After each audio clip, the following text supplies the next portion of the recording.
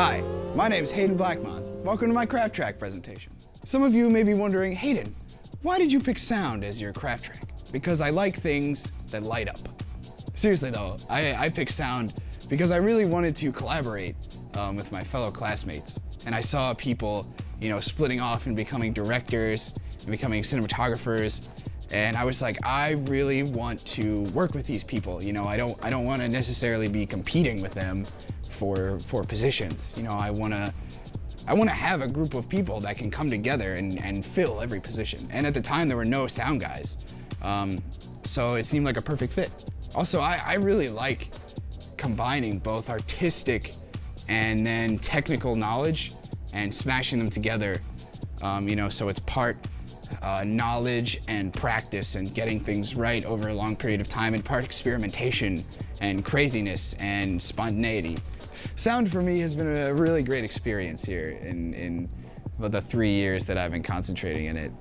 I've learned how to work with people, how to learn things on the fly, how to adapt quickly. You kind of have still this very close relationship with the director, especially when you're working on a film all the way through, like a thesis. So it's neat that you really get all sides from production to post-production, and you really get to follow the director's vision that way.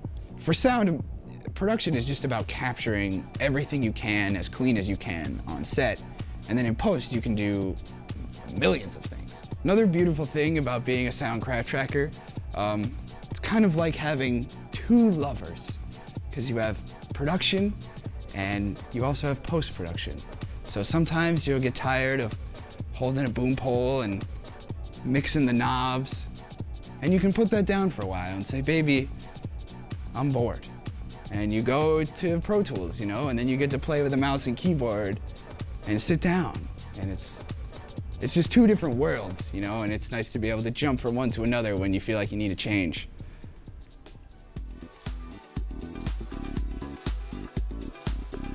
All right, I'm gonna run you guys through a very quick setup of the 702, the workhorse recorder here at SOFA. All right, we're gonna plug the battery right in the back. Pretty simple. And when we come to the front, you're gonna wanna make sure you're at 48 kilohertz and 24-bit audio depth, because you wanna make sure that you have nice clean sound, gives you a wide dynamic range. That little green button denotes that we have 48 volt phantom for our boom microphone, and I'm gonna set both mic input switches to mic level. Now we're gonna set up the boom as well with those little bungees on the side. We're gonna speed through that part though, because it's kind of boring. There we go, look at me go. The mic that we'll be using for the boom today is the glorious Neumann microphone. The microphone that God himself made on the 8th day. There she is. Look at that. Only top of the line quality for SOFA here. Okay, so now once the boom's ready, we're gonna pull out the lavs. And again, I'm gonna use the AA channel here. And those lavs are gonna come in as mic level, which means less stress on the battery of the lav and more stress on the 702 battery, which can take it. Okay, so we're just gonna simply tape the receiver to the strap of the 702. It makes it very easy to look at during recording and easy for me to get my fingers on if I need to change anything. All right, so that goes into channel 2, the boom goes into channel 1, and we're about ready to roll here on the receiving end. So let's see what happens when we're ready to lav somebody up. Okay, when you're gonna mic someone for a fiction and you're trying to hide it, we're gonna wanna bring out the mic, the windscreen, and this little clip there. When you're laving someone for a fiction, you wanna make sure that you can't see it. So we're gonna take the lav, we're gonna slide it into that little lapel holster, and we're gonna tape it on there to make sure it doesn't come loose during production. So once that's good and secure, you can see me pushing it down there. Awesome. You put the windscreen on, and that helps to keep the clothing noise away from the microphone. And then we're gonna take and fold my patented tape football. And this is a nice way to secure the microphone without being too plumpy or damage the microphone in any way. Cool. All right, here's the way to do it if someone's wearing a suit and tie and it's more of a documentary style. So you just simply hook it to the alligator clip, put the windscreen on, and a last piece of tape for just something to hold the tension, keep the tension off the mic. Easy peasy. All right, I'm gonna show you guys right now how I set up my 003 Plus rack mount unit. I use this on shoots where I can have shore power and I don't have to move. So there you see the 8 input knobs and the other knobs for headphone volume and such. So when we go in the back, we'll find a power cord that we don't really need for this, and the firewire cable that'll plug into my computer. Also, if you'll notice there's that blue dongle, and that has all my licensing for Pro Tools, so that's very important. So I need to plug that in to run Pro Tools, log into my computer, and plug in the FireWire cable, which is kind of tricky. I'm going to get Pro Tools booted up, and once that's going, I'll move over and grab a pair of headphones for myself. Alright, and the only thing we need here is just a 1/4 inch adapter to make sure that I can plug into the 003 directly. Now we're assuming that I would have a boom guy who would set up the boom pole for me, and then he'd also need this, the MM1 single channel preamp, which also has the capabilities for a talkback system. So that way I'm able to talk back to the boom guy and give him some feedback. Well, that's where the boom microphone would go right there, and then the other cable that sends it back to me. Now, in this situation, I like to split the boom mic so that I can have one louder and one quieter in case the talent screams and blows out one channel, or if they're too quiet and I don't quite catch it on the other channel. I'll show you right where the return mic would plug in, or the return cord, right there. Cool.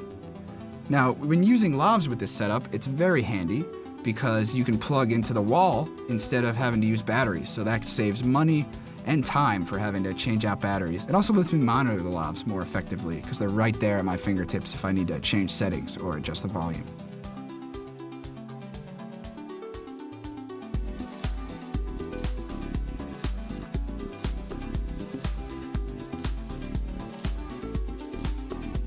And just like that, we're ready to record up to 8 channels of audio directly into Pro Tools.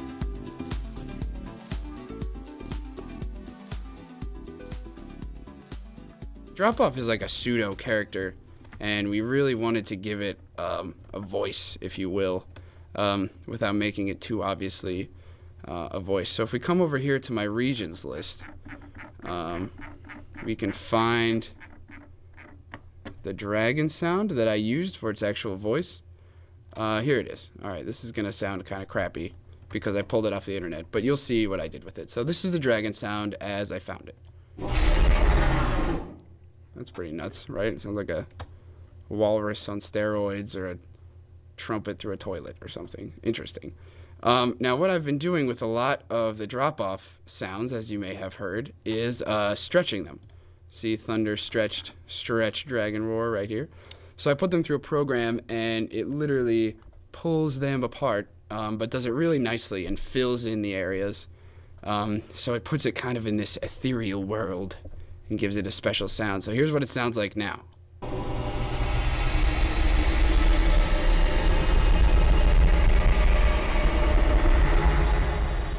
All right, so how did I go about doing this?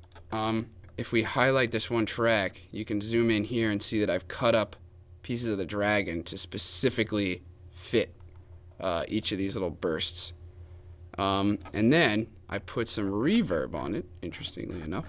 And that just kind of helps to smooth out all these little gaps. It doesn't sound like a chunk, cutting in and out. It's more smooth.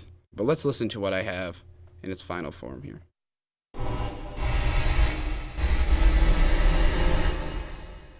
Another cool thing is this water dripping through pipes.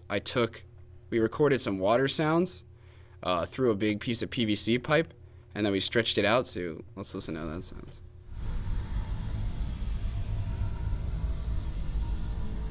As you can see, if you zoom in, I have tweaked the volume a little bit in each thing, pulling it down during some blackout parts.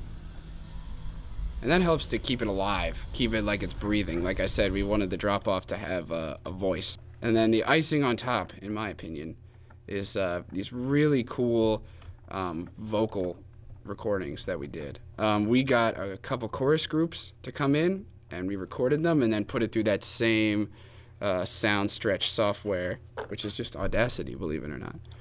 But we put these vocal tracks through the sound software, and it came out sounding like, like you got a couple Gregorian monks in your pocket at any moment. So let's hear it.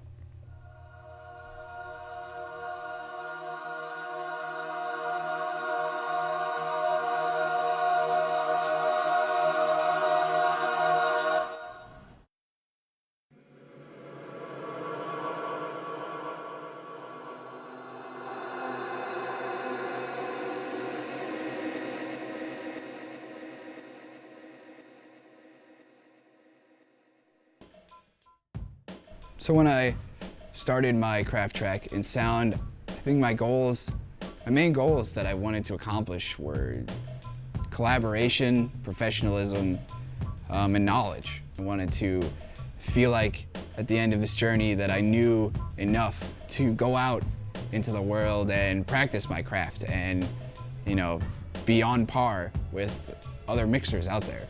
I'm very confident in my abilities, and I'm confident that I can work with just about anyone and really see what they're trying to do and see their vision and help them to get there.